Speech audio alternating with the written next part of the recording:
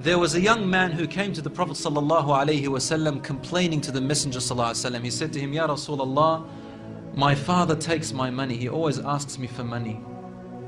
Rasul ﷺ said, well, call your father. He went to call his father. Jibreel alayhi salam came to the Prophet ﷺ in that time. And he said to him, Rasulullah, when the father comes to you, ask him, what were you saying in secret on your way here? Father was muttering something which his son couldn't hear. He said, ask him what he was saying. When the father approached the Rasul ﷺ, asked him, is it true what your son is saying? The father said, Ya Rasulullah, if he only knew what I'm using his money for anyway. I'm using it to look after his poor auntie. She is left without anybody. Where else am I putting it? Only in places where I have to. Using it towards his family. The Prophet ﷺ said, look, I want to ask you a question. Tell me about what you were saying in secret when you were coming towards me here. The father looked at the Prophet ﷺ and said, I made some verses of poetry.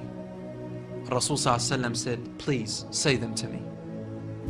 And he said, oh son, I nourished you when you were a baby. And I looked after you in care as you grew up until you became an adolescent. You lived upon what I worked for and strived and sacrificed in my body and time and wealth,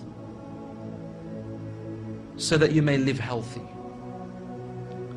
Whenever a night passed you, when you were sick or ill or coughed, I was the first to be up, carrying you and looking upon you with my heart, afraid if an atom or a little breeze would harm you in any way. I could not sleep while seeing you sick until you slept, and then I slept.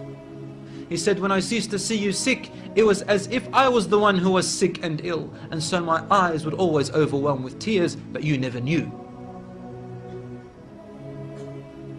And then he said, and when you finally reached the adulthood, which all my life I was anticipating and looking forward to seeing you become that.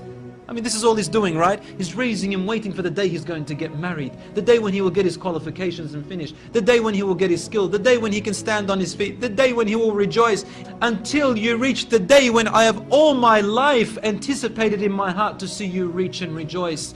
You gave me a reward, and your reward was harshness